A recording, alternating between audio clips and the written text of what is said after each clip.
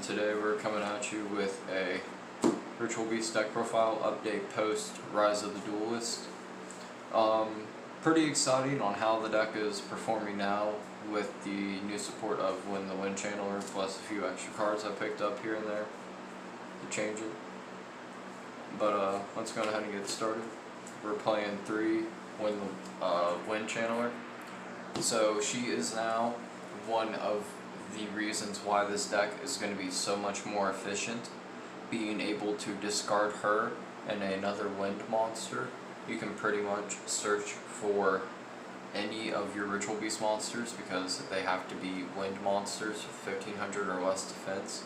I believe there's only 3 monsters you can add to hand off of this effect, and that is Petalfin, Lara, and Winda. And for those of you who don't know who those monsters are, you'll see them as we get farther in the list. So I'm playing 3 Elder, of course. You know, it's standard play 3 because it gives you the additional normal summon to get your combo plays started up, or you know, just being able to make some sort of body in a way. 3 Conahawk, because why don't you want to play 3 Gold Sarcophagus? I mean, come on. So he's a really good combo starter with Elder, going first or second. I play 2 Rampangu. I was playing 3, and then I went back down to 1. But when I first rechanged the deck, it was at 2, and I feel like 2 is just the sweet perfect ratio, because you don't want to break too hard on your play extenders, and even if you do wind up seeing something, especially if you have Wind, the Wind Channeler, it'll pretty much just fix up your hand a little bit and give you another monster to work with. I play 2 Spiritual Beast Tamer Winda. She is what keeps the deck going in a way, being able to count as both a Ritual Beast Tamer and a Spiritual Beast monster. And what's really sweet about her that I like the most is whenever she is destroyed by battle or by card effect, you can special summon a Ritual Beast monster from either your main deck or your extra deck, ignoring its summoning conditions. I play 2 Paleo. I really see a Paleo as a way to keep going in the deck as a play extender, being able to banish a card on your opponent's turn and your turn, and it just works out really well that way, giving your monsters an extra 500 attack and defense boost also. And because my variant is more I'm trying to lock down banishment, I kind of want to keep at least 2 to mess around with. Since I'm kind of pressing hard on the banishment with this build, I'm playing 2 Win. When she is normal summoned, you get to special summon a Ritual Beast monster from your banishment, so she can be a really good play starter and or extender, depending. For the one-ofs, I play 1 Zephyr and Pelika. Whenever this card is normal summoned or pendulum summoned, pretty much you just target a monster in the graveyard and special summon it. I play 1 Petalfin, being able to banish a Ritual Beast card from your hand to target a card your opponent controls and send it back to the hand. 1 Ritual Beast Tamer Lara. She pretty much has the same effect as Zephyr and Pelika almost, except it's strictly when it's normal summoned, you can special summon 1 from the graveyard. Going into our hand traps, I play Triple D Shifter. Yeah, this card, a lot of people tend to just pass their turn after they see this card activate on field, and it's a great reason for being in here because if you have the Elder Conahawk combo to make Conahawk, and then you search off of the Alti Conahawk, Alti Conahawk does not send, it returns. So you actually get to combo off and do your searches, and that works the same way with Defissure and Macrocosmos.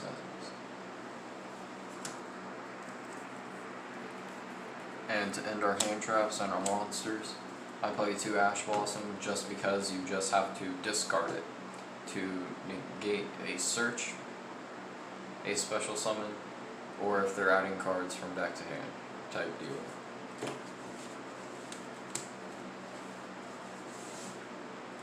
For our spells, I play the 1 Dimension Fissure. Again, Conahawk, great card to have in here, being able to keep searching with this established. 1 Twin Twisters, just to have it for the problematic issues. A Ritual Beast Bonds, you just banish 2 of your face-up Ritual Beast monsters. So it can be like 2 Spiritual Beast monsters, it can be 2 Tamers, it can be 1 Tamer, 1 monster, it doesn't matter, you're going to make a fusion monster with this card, ignoring its summoning conditions. So if you really want to push hard for game, you can cheat out your big dude and just keep going for damage. And then I play 1 Double or Nothing, mainly because I play the Utopia double package in here and I'm trying to push for more OTK, but I'm also trying to keep control of everything as well.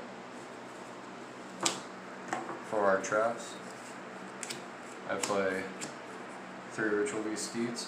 Some people find the sweet ratio at 2. I like it at 3, being a non-targeting board wipe. Well, non-targeting destroy monsters your opponent controls. If you play your cards right, you can make it a board wipe. I play 2 Ritual Beast Ambush. I've been sort of kind of bouncing back from 2 to 3, but I still think 2 is going to be the better ratio, just because you target a Ritual Beast monster in your graveyard or banishment, and the same thing with targeting a Spiritual Beast monster from your graveyard or banishment, or both targets can be in separate areas, and then you just special summon them in defense off of this card. For more field control, I'm playing 2 Yuли match. After our tournament today, which is the time I'm posting this, is at the end of it all, I've decided that this card is okay in the deck. Like, you know, it's a nice going first, keeping control type deal, but going after game 1, it pretty much just blows unless you have to go into game 3 and you know you need it. I play 2 Solemn Strike, just whenever my opponent would special summon or activate an effect, you know, negate and destroy it.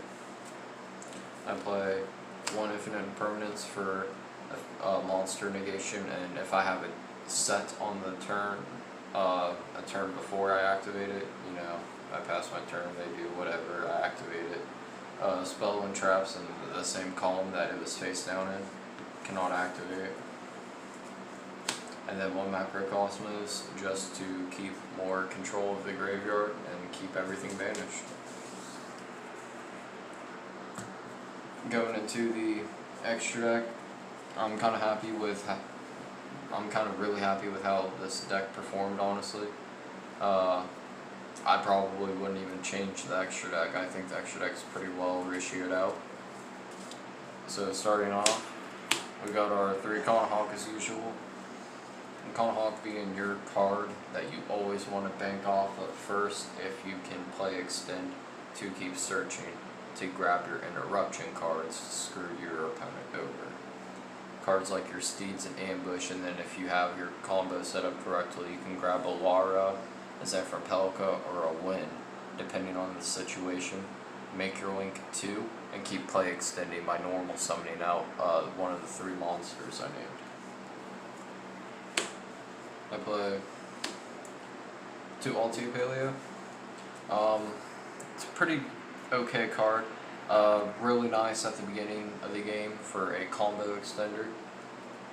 And yeah, with this card, during the damage step, it's pretty much, during the start of the damage step, it is pretty much unaffected by all other card effects. Ritual Beast Ulti Pedalfin. Pedalfin's another card I kind of been iffy on keeping in the deck or not. Honestly, I kind of want it to go out, but it's nice to have for some occasions. So if you were to think of an extra deck monster you want to run in your side deck, but you don't want to really get rid of the Pedalfin, and you are in the scenario where you can use your side deck extra deck monster, definitely swap out the Pedalfin, guys. Like, if you don't, what are you doing? I played one Ritual Beast Ulti Guy Paleo.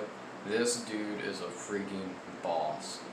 So whenever your opponent activates like a monster effect, activates a spell or a trap, you can banish a Ritual Beast card from your hand, negate the activation of the effect, and then destroy it. This is not a hard once per turn either, so as long as you have the resources in your hand, you can just keep on banishing cards to negate whatever your opponent does. For our XZs, I play a Tornado Dragon just for spell and trap removal. Baguska if I need to slow the game down a little bit and see my resources a little bit more. I play the Utopia Double package. Utopia Double, taking 2 level 4 monsters. You detach ones, add a double or nothing from your deck to your hand, and then you XZ into Utopia. And then when you do that, you double its attack, so you would make this a 5 grand. And whenever it would attack, you can detach to negate the attack, and then you hit the double or nothing to make it a 10,000 attack body. Utopia Lightning is in there just in case if I need to go into it. Pretty much kind of the same thing as him. Your opponent can activate card effects during the damage stuff, and you can detach one to make his attack doubled to, no, it wouldn't even double, it would just make his attack 5 grand. For my links, I play the one Ulti King with Falcos as the play extender for the deck for the heavy combos and the more complicated ones. It also gives your Ritual Beast monsters points to an extra 600 attack and defense, my bad. I play the one Boral Sword Dragon, mainly because I like to do a combo with this, a few other Ritual Beast monsters and Ritual Beast spawns. I will actually fuse into a monster, leaving me with one Ritual Beast monster left in this. I will attack with this, obviously. I will then attack with the fusion, activate this, switch the fusion, attack with him, and then attack declaration. You would activate the bonds, fusing your 2 defense Ritual Beast monsters to make another fusion monster to attack with. And then the one Appaloosa, Bow of the Goddess, just for having more negations inside of the deck to help it function more. And that's it for the Ritual Beast deck profile, guys. Hope you guys enjoyed. Have a good one. Like and subscribe to Metagame. Hit the bell icon.